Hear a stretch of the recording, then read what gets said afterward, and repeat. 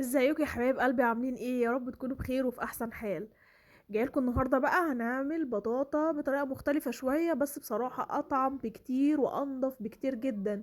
انا كنت معتمده المشويه دايما، بس بعد ما جربت الطريقه دي بجد بجد فرقت معايا كتير، والبنات عندي في البيت هنا كلهم حبوها وشكروا فيها جدا.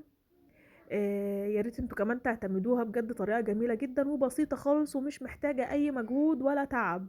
هتجيب البطاطا بتاعتك وبالقشرة بتاعتك او بالسكينة وهتقشريها بالشكل اللي انت شفتيه ده، وبعد كده هتجيبي حلة فاضية وهترصيها في الحلة بالطريقة البسيطة دي. الحلل بتاعت اللهم بارك يعني اشتكت. وبعد كده هتنزلي ايه عليهم بشوية سكر، يعني مش سكر كتير، لان زي ما انتوا عارفين البطاطا اصلا يعني هي بتبقى جميلة جدا واصلا بتنزل سكر وعسل جميل خالص. فايه هنرش عليها كده شوية سكر بصوت خالص. وبعد كده هحطها بقى على النار على درجة حرارة قليلة جدا، وهسيبها تعيش مع نفسها. انا بوريك اهو ان انا ما حطيتش مش كملت كوباية السكر، انا حطيت شوية وبس كده. استكفيت بالشوية دول، هما كده هيتكرملوا بقى وهيعملوا لي احلى صوص كراميل ممكن تاكليه، هيخلوا طعم البطاطا تحفة جدا. بجد جربي الطريقة دي، بسيطة خالص ومش محتاجة اي حوار. سيبيها بقى على نار هادية وسيبها تعيش مع نفسها خالص، وهبقى ابص عليها ايه من وقت للتاني. ده ورق فويل. في ناس بقى بتعمل ايه، بتجيب الحلة وبتحط فيها الورق الفويل وايه تحط البطاطا بقى جواها وتقفل عليها وترش على السكر وتقفل عليها. ناس كتير جدا شفتها بتعمل الحركة دي، والحركة دي يا جماعة انا جربتها وهي مش صح خالص.